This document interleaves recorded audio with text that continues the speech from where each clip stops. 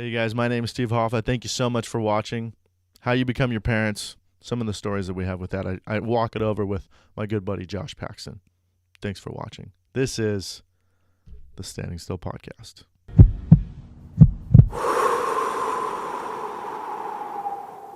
You know why I'm super happy? And I didn't mean to cut you off. Because that totally segues into my next question.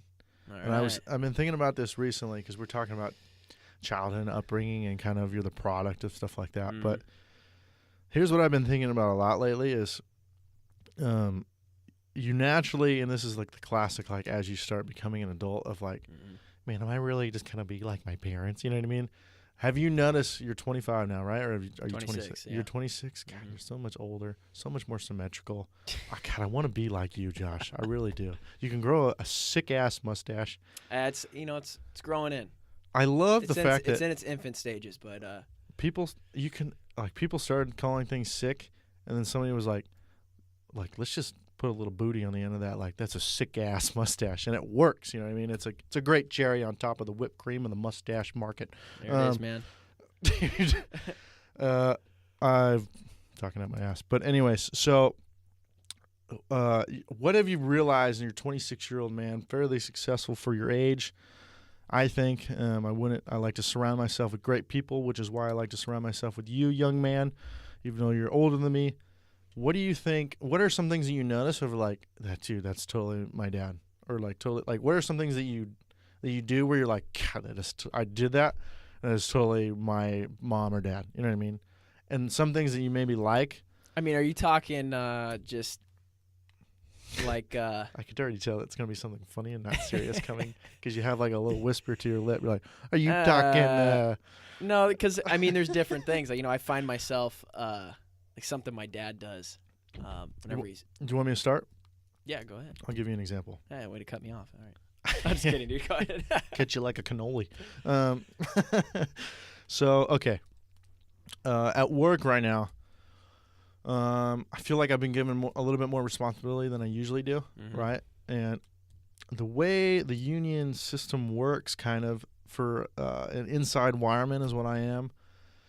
You're in a 5-year apprenticeship, and so the whole time you're an apprentice, and then you become a journeyman electrician, and then you're a journeyman, and then you're like a foreman, and then you're a general foreman, then superintendent, blah, blah, blah, blah. So there's like, it's very leveled, right? Which is cool.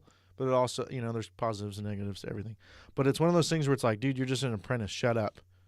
Or, it's like, your foreman will explain stuff to your journeyman, and then the journeyman will explain stuff to your foreman or to your apprentice, the apprentice that's working with them or whatever. I've been doing a lot of things by myself, right? So they kind of give me the whole layout. There's the second floor of this building that we're working on that I did a lot of the makeup, right? I'm actually putting the wire nuts and hooking all the wires together. And it was a lot of work, and I'm not saying I did it all by myself. There's a ton of people. There's probably like 10 people on this floor. But he told me, he goes, if I see anything wrong, this is your baby. He goes, you walk the whole floor and look for mistakes because we're trying to like finish at 100%, trying to get that final inspection, right? And the last little bit of like anything you finish that's really complex is always the hardest. There's like the immediate like where you just start building. And then there's the last little bit where it's like, okay, this needs to be like, this whole building needs to be able to walk away from it and it works. That last like 25% is always the hardest of like crossing. Somebody didn't finish this or whatever. So there's been a lot of stress with that, right? And I've noticed, to get back to my question, that my dad, anytime there's like that quick reaction, like let's say somebody cuts you off, you're like, oh, you either have to react, that immediate reaction where it's just you. There is no like, okay, how would I want to play this out as a man that I would like to be? You know what I mean? There is none of that. You either react by backing down or you stand the fuck up. You know what I mean? It's kind of that man, and women I'm sure deal with it too. But there's either like the like you simmer down and you kind of like, okay, what's going on? Or you have to like just, okay, what the hell's going on? Like you either get up to fight or you simmer down. Yep. You know what I mean? Yep. But there's that immediate reaction. And I've noticed, cause my dad, God, I love that man. But sometimes we'll all just be driving to Scotty's family restaurant and somebody will cut him off. And my mom's like, honey, and he's like, don't tell me what I'm doing, like, blah, blah. You know what I mean? Like, he doesn't mean it, but that initial, like, he gets heightened, that stress, that immediate, like, shot of adrenaline. Floored. It is, yeah, that shot of adrenaline doesn't go, oh, my gosh, I need to chill down. I don't like adrenaline. It's like, man. And I've noticed that I feel like I'm calm, and then I think back about how I reacted to somebody, because there's a lot of trash talking, and I have a hard time dealing with that sometimes, because I can joke around with anybody else, but sometimes when I'm really trying to get something done, and then like I'll be working on something, and then somebody will be like, hey, I need you over here, so I'll go fix that, and then right when I come back, somebody's like, dude, you've been there for 2 hours, what the hell you doing? And I'm like, dude, shut the fuck up, you know what I mean? I've been doing all the blah, blah, blah, blah, blah. And they're like, okay, simmer down, like I didn't even mean it. You know what I mean? And it's like, man, I've really been like my dad, dude.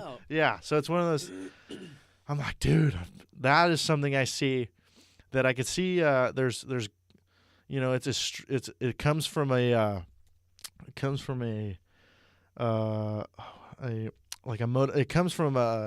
place of like wanting to get it done, which I love that.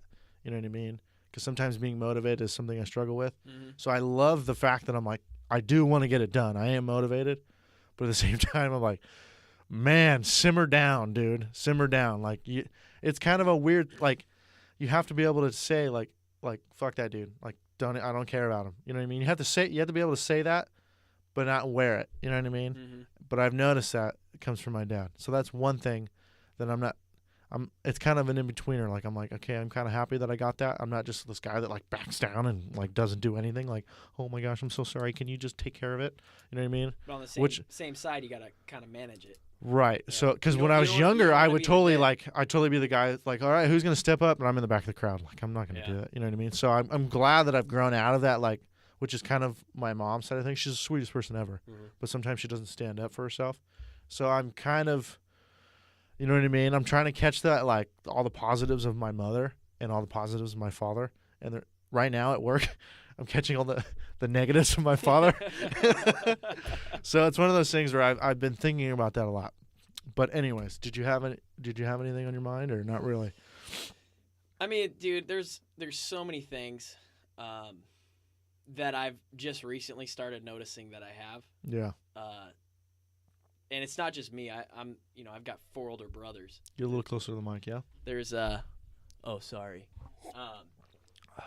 There's 5 of us, and what's funny is my oldest brother, I notice, like, when he gets mad, and same with my dad, they like clench their jaw, and you can just see it right here, and it's like a vein that pops up, right? And you're like, oh crap, dad is pissed. Right. Okay.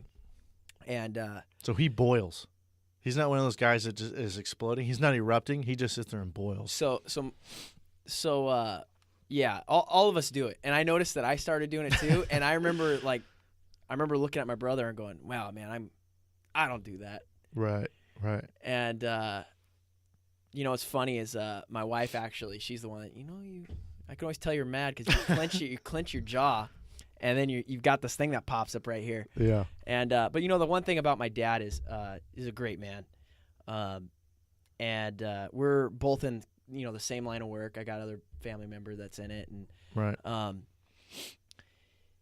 You could tell he's floored, but he's gathering his thoughts, and I think that's something that I'll do. And it's just kind of like you stand back, and you're gathering your thoughts. Right. You're pissed. Right. But then you're sitting there. All right, this is what I need you to do, and you just kind of filing your emotions. It's kind of like I'm going to ask you, I'm going to tell you, and now I'm going to make you kind of thing. You know what I mean? Interesting. But if you ask them, 90% of the time they're just going to do it. Right. And this comes in handy, especially at work and whatever you do. And right. And I'd say that's one that I've noticed, and especially at work. I remember my first day on the job, and I remember this guy.